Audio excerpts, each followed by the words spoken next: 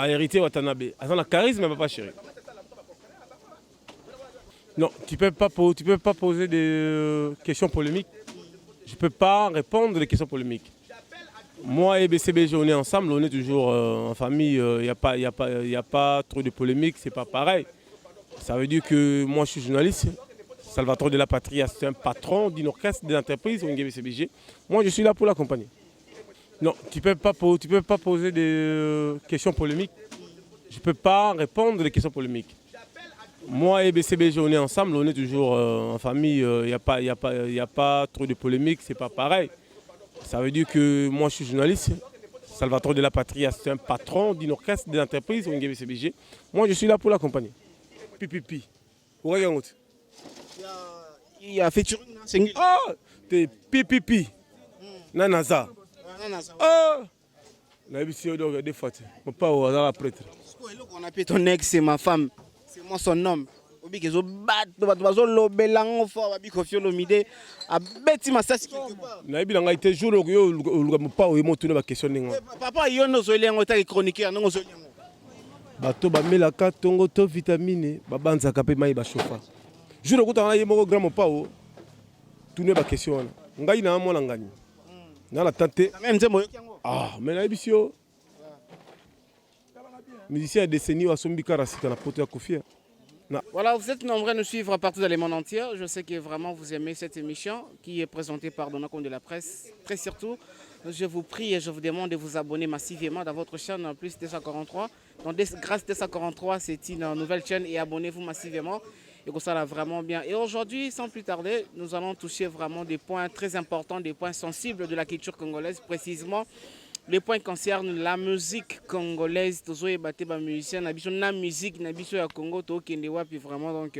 Et puis en plus, en passant, je vous dirais que nous venons de perdre une grande artiste et comédienne qui répond au nom de Maman Mindondo. Il n'est plus, il est parti, donc qui son âme repose en paix. En dehors de cela, il y a beaucoup de choses qui passent dans notre pays, la RDC. Et je suis avec mon confrère Pacho RFI. Avec lui, nous allons tout parler, sauf de rien. Bonjour Dona Condé, bonjour Nadine Kila, bonjour la grande dame la pébiso Ginette Boula millionnaire dans Londres, Gisèle Tibois, Yasmine Mian de la grande dame, Nadine Tingila, Binotou, donc chez d'enterrement social, on est ensemble. On est ensemble, le Pacho RFI, Natango la Mouki Natango et Lelo Mardi. Aujourd'hui, Sangoya Matanga, maman Nabiso Mindondo a Koufi et ne plus. Car en même année 2019, aujourd'hui, 3 Matanga, il y a artiste comédien Baba Oba, maman Iwaso, papa Munderi, Lelo, maman Nabiso Kindewana, on a évité un mot par rapport à la comédien.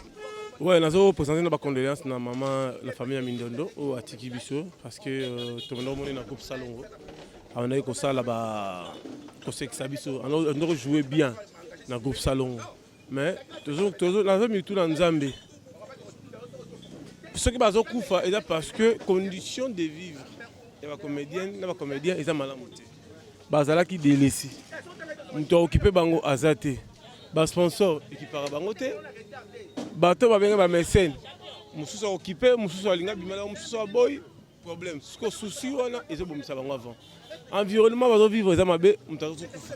Yango na zo senga na ministère qui a ministre qui a kota siko a penser la comédien. La comédienne, attends la publicité des journalistes. Parce qu'ils ont communiqué, mais nous ne sommes pas considérés. Nous demandons au chef de l'État à s'impliquer dans la culture. Parce qu'ils espèrent aussi la culture. Par rapport à Xavier Nayo, bien ils ont parce que il a sillonné toute l'Europe, il a sillonné le monde, il a sillonné l'Afrique. Il a moins d'espérance, pas d'expertise. Il peut amener des partenaires. Échange culturel là, peut rapporter mbongo c'est la République. Mais tandis que ce bâti bateau amateur, va rendre musala comment? Parce que artiste comédien mener Kofi Bongo ya groupe Salon. Au moins on a quand même un charge vraiment livre. Au moins on a quand même un charge un sous mécène ou bien ba comédien ba cotiser, mais ba comédien ba tout cotiser pour nani vie de loin. Oh tu as une ça tout le monde y a gnopé à $3,000 cotisé par ba comédien à poto. Mais les autres ils bazana moyen. Ce que mine de quoi Kofi Kono. Tout à la kaka. C'était la Kaka, voilà, merci beaucoup. Directement, nous attendons la musique congolaise. Pas tu RFI, Bisson Ballet au vivre en Kin, précisément au Congo. Notre frère Fabregas Maestro a brisé silence naïe. Après tant d'années au baraté, entre Yéna et frère Naïba, Outara Wenge, musique à maison mère, Robinho, Héritier Watanabe, et puis il y a deux plics. Vraiment, on a trop sur Yé, selon Yé. Et aujourd'hui, il a répondu pour leur dire que non, à ce niveau, on a bangoté à l'équipe Bangotubo. Je ne sais pas, au seul analyse. Je n'ai pas trop de commentaires à faire parce que Bangotubo a la bonne musique. Mboka na biso un problème très sérieux au niveau de l'espace Schengen. Bamisé bata un embargo, bata un producteur, bamisé bango se produire. On n'a pas de bons producteurs, on n'a pas le pays ne soutient pas les artistes. Les artistes ont des affaires personnelles comme Héritier, la poule Gamoto Tembe, où a sali son album retiré avec beaucoup de difficultés, avec beaucoup de combats. Aujourd'hui, au Sénégal, il y a la stabilité, mais margué, il y a des campagnes, des intox au orchestre pour déstabiliser l'artiste. Mais Fabregas, il ne peut pas parler, il ne peut pas rencontrer de n'importe quoi parce que il y a classe, il y a respect. Mais ce qui a commis dans la classe, il y a polémique. Ça veut dire qu'il y a la solidarité. Prison de silence. Non. Sali silence. Je l'ai suivi dans une interview. Batuni sur Héritier Watanabe la poule Gamoto Tembe, il a craché. Il a dit qu'il y a un niveau de bangote, il y a un niveau nini ngazango. Muto za niveau likolo faut la Koffi Olomide. Il faut la Papa Chéri, il faut la Bawe Ranson. Il faut la Taboulay. Je sors. Maman la parcours, ça plus de 40 ans de carrière musicale. Mais lui, il a combien d'années? Est-ce qu'il a fait quoi? Si tu as bien un calendrier, il y a Fabregas et Héritier. Tu vois que Héritier, il a beaucoup joué de concerts VIP par rapport à lui. Mais lui, a mis cet album, il y a bien, mais cet album d'Amicolo, on ne voit pas Pinchi. Il y a déjà 4 albums, Héritier a un album, déjà ça que Licolo a Héritier. Non. L'orchestre d'Héritier a fait combien des années? Et après Fabregas. Ouais. Bon. Héritier a un parcours, il a bombé sa carrière. Il a joué salle mythique en Angola. Il a osé à jouer à l'Olympiade de Paris. Il a scandalisé l'Europe, il a bombardé l'Europe. Il a eu facilité. Orchestre de nouveau, Bagnata, région parisienne avec Impact, c'était la team de Ouattara. Héritier a un mission international. En plus, il est ambassadeur. Il a une différence avec lui. Lui, il ne peut pas déplacer des langages à Nakolobaro Kitsawata. Ouattara est ambassadeur, puis Ouattara est Makam. Fabregas est un grand artiste sur Mboka. Album Neyamado, meilleur album. Featuring basala na vena ngai Kwaza Koraman Koffi Olomide Papa Fololo suka na featuring Aimbela si moi musindo no meilleure chanson, il peut pas déplacer les langages. Il faut avoir la classe ni on a passé batalingaki na moi discipline. Mais quand même va faire déplacer la raie mais yé mo azong ça parce que c'est comme c'est la droit de réponse né à ça. Est-ce que Papa Chéri quand vous parlez de JB n'importe quoi attends, répondre. Mais ma a hérité Watanabe. Attends, le charisme, Papa Chéri.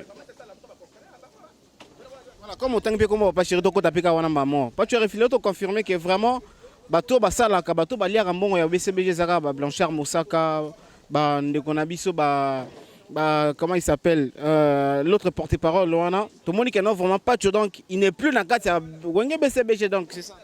Non, tu peux pas poser des questions polémiques. Je ne peux pas répondre aux questions polémiques. Moi et BCBG, on est ensemble, on est toujours en famille. Il n'y a pas trop de polémiques, c'est pas pareil. Ça veut dire que moi je suis journaliste. Salvatore de la Patria, c'est un patron d'une orchestre, d'une entreprise, BCBG. Moi je suis là pour l'accompagner. C'est ça. Il n'y a pas match, il n'y a pas photo avec BCBG. Oui, par rapport à ça, mais il y a aussi des privilégiés. Mon sac va privilégié par rapport, il n'y a pas de chonaka. My God. Bon, nous te le bien, c'est gloire à Dieu. Mais moi, je fais la promo toujours. Je continue toujours à faire la promo de la nouvel album, balle de match. Et mi-en simplement moi. C'est très dangereux, ça arrive, hein, ça va bouger simplement moi. Mi-en Mi-démon. Ange mi-démon. Donc quand tu as pénato sur la maman héritier Watanabe pas tu as refi. Héritier Watanabe Gogan Montona Tembe. À fond chéri il y a Wenge musique à maison mais à l'époque. Est-ce que héritier a gardé toujours ba honneur ba valeur wana lelo na scène il y a musique à Congo? Bien sûr, bien sûr, bien sûr. Comment? Il vient de jouer une grande concert dans Côte d'Ivoire. Il y avait forte délégation de gens qui vivent en Europe qui sont venus voir l'artiste. En live, il a cartonné, il a cassé la baraque, il a arrêté le temps. C'était vraiment tout fait, tout flamme. C'est pas pareil avec Watanabe. Il a montré quand même que la musique, ils en Afrique centrale, c'est Congo. En matière, il y a bar très haut. Il a affronté encore concert VIP dans la place présidentielle. Dans l'émission, c'est pas pareil. Il a joué sous. Je vous signale que chaque week-end, à part Wenge BCBG, l'orchestre OEB a mariage présidentiel, puis un mariage VIP, c'est la team de Wata d'Héritier. Ils chantent des concerts live sur Zuango et ça même album. Avec Watanabe, c'est pas pareil. C'est pas pareil. Est-ce qu'on y a ça la question héritier Watanabe comment facile à manipuler na ba chroniquer sur internet? Comme qui, dis-moi. Comme qui, dis-moi. Mais tout le monde déjà, tout qui déjà va audio, comment il bimi pas ya Karine, pas ya Myriam, comment Karine traite héritier Watanabe, comment Manotongaye, comment héritier peut-être à Salaka, et bimi déjà, et ça sous secret. Ça c'est n'importe quoi, héritier n'a pas le temps de polémique, lui il a déjà gagné sa vie. Hein. Héritier a l'autorité morale de la team de Wata, c'est ambassadeur, a un programme bien bombé. D'ici dans quelques jours, il va jouer un concert acoustique Kermesse, c'est pas pareil, plein à craquer, champagne, les hommes et la main. Bamba, bambongo, héros, avec violet. Bon, yo, il y a une question de salité. Si vous n'avez pas internet, ou question de salité, s'il te plaît. Salité, c'est mes questions. Oh, tu vas se poser, on a posé. Oh non. Myriam, Azanan, Karine, Ndenanyang. C'est déjà passé les choses de bêtises pareilles. Et il n'a pas le temps de faire ça. Ils ont encore la Arkeli à Télémi. Moi, fan numéro boué. Alors, ça va baisner. Bon, Arkeli à Tawana. Héritier de Arkeli. Regardez. Est-ce qu'on est des cyber Mikolo? Tout le monde a bien sur la fini mouton na combo hérité. Tout le monde a janvier a fini mouton na combo hérité. Et ça a une stratégie, tu auras une manipulation. Lui-même, l'autorité morale, Boss Life, héritier déjà à qui papier Zouya. Parce qu'il a fait même de reproches à René Biri. Dans plein répétition. Il a dit à René Biri, tu ne peux pas commencer à finir à battre dans le Combo. Héritier, c'est comme une mission présidentielle. Héritier, c'est l'héritier de la musique congolaise africaine. Héritier, c'est une étoile Moko, il y a Venise. Ça veut dire qu'il y a la chance Moko, il y a Makassi. Il y a un camarade, il y a un président. Il y a un ami, il y a un ministre, il y a un PDG. Oh, il y a la grâce. Il y a un agenda, il y a un carnet d'adresse. Talaka Salvatore de la patrie, papa chéri Motopamba, il a dit ça. Héritier, je n'attends que non. Avant de lancer ma prestige, non. Il a 4 enfants. Il est préparé à venir à Bana. Il est préparé à venir dans la politique. Il est préparé à venir dans la musique. Il a rajouté que non, à la fin de l'année, à Pakoli, à Crème, à Siota A17, à Jérusalem, à Tchébélé, à Sila, à Tchébélé, à Zulinette, à Lati, à l'équipe, à lobby. Et Richard répond non. Il n'a pas l'état là. Il y a un musicien présidentiel, à ça, barre très haut. Mais très haut, mais comment on a eu? Non, c'est comme tu as la étoile à Venise, il faut voir Ningisa. Bon, on a dit que pas tu as fait un moment, tu as fait un moment. Bon, on a le temps qui veut le roi. Maman, papa, maman. Comme on mis des mois, on a habité, oui. Toi, c'est la bonne musique qui a hérité Watanabe. Mais les gens disent que non, l'orchestre est déstabilisé par rapport à départ, il y a Batamakasi, il y a proche, il y a bureau, il y a grand chanteur qui est dans la team. Donc, est-ce que aussi, ma pas c'est sérieux? Dans le podium, quand l'autorité morale Watanabe est devant, droite, c'est Diego Milito, gauche, c'est Mishka, Miyembe, Olivier, Olivada, la pointe. Bateau Zoloba, Kuna, la Souka, deuxième équipe. Arkeli? Non, la deuxième équipe. Est-ce que Arkeli a eu Manawataboy? Qui va bête à peine, non? Ah, bon, Timba. Mais pas chaud. ti héritier andima qui risque wana que non muta uti maison mère orchestre naie et puis andimi ko zoyer c'est un grand chanteur. Arkeli na boyango te grand chanteur. Mais na expérience, puis na parcours, héritier na parcours ça bon. Héritier n'a pas le temps, il y a comme ça ba polémique na ba musicien parce que lui c'est un boss. Azali foot à ba musicien. Armand signé un contrat la combat héritier Watanabe, c'est déjà grâce. Bon, on peut pas faire l'effort. On peut foot à musicien, même pas comment peut comme musicien va voyage. Bah comment peut que tu as bandérole la combat là-bas. Mais est-ce que héritier pena moral les en place par rapport il y a des départ, par rapport à la polémique sur internet. Non, pas. Ça les comme moral parce que tout temps on peut la team de Waterfall la caisse. On arrête le temps. Avec Watanabe. Non, vous savez, héritier Watanabe, c'est l'artiste. À chaque semaine, il y a un habitude. Un mariage VIP, un mariage présidentiel, un kermesse un concert au côté dans la ville. Héritier. Et bien, il y a un tour de rap, trop de baisse. Mais héritier, ça va baisse, héritier, ça va côté ça. Blague, c'était. Bino de vos appels héritier. Ndeti yo lobake non, yo na héritier ça ka musala te mais déjà bo banda ya kala. Parce que par rapport il y a ba polémique par rapport il y a ba baisse il y a ba dépense que bo sunga héritier pour na dire pour na lobake non bon. Wata, zonga na moi si ma par rapport à mambo album ya bimata après parce que so bimisa on a le ngé équipe aussi maté. Moi te que les danger pe na bino. Na ebisio place Pachoeri Fazali, place Watazali et le Romoko ko jouer zate. Mi ange mi démon, ils ont la qualité à bien. On a rep héritier, instrument ont répété à Somba yango. Nous avons besoin de Sungi, à ressemble avec siège. Bas c'est la mi-ange, mi-démon, bas c'est la batte de match. Bas c'est la, bas consommer, nous avons fait la biso Rambo. Pipipi. Vous regardez où? Il y a featuring dans Sengi. Ah, t'es pipipi. Nanaza. Ah, na biso donc des fois. Mon pas au hasard prêtre. On appelle ton ex, c'est ma femme, c'est moi son homme. Obi kezo bat, bazo lobelango fort, babi kofio lomide, a beti masasi quelque part. Na ebi nga ite jour yo luga pa o mo tuna ba question ninga. Papa yo no zo lengo ta chroniqueur no zo lengo. Bato ba melaka tongo to vitamine, ba banza ka pe mai ba chofa. Jour ko ta yemo grand pa o tuna ba question. Ngai na mo na ngani. Na la tante. Même nzembo yo kiango. Ah, mais na ebisio musicien décennie à Sombi Karasika na poto ya Kofia na année 2019 ya Boizalate. On sentir quoi? La Bible. OK. Nani wala? Kofia. Normalement OK. Analyser il va faire bien autre. Ah, analyser il va faire bien. Est-ce que pas ton Bible par rapport bena nzem wana pena na biyo yo ki yango featuring ya Kofia Lombidia Sengula. Nani wana? Ton ex c'est ma femme. Je vais écouter mon pas autour de la question. À répondre. Voilà, merci beaucoup. Alors, Pachoeri, mi-ange mi-démon, comment tu es dans la sourate aussi ces émissions? Toi, c'est dans pour quand? Préparez-vous 2019. Depuis Wandaro Lobaboy. Ça date de longtemps. Jusqu'à quand mi-ange mi-démon? Beau bel oeil.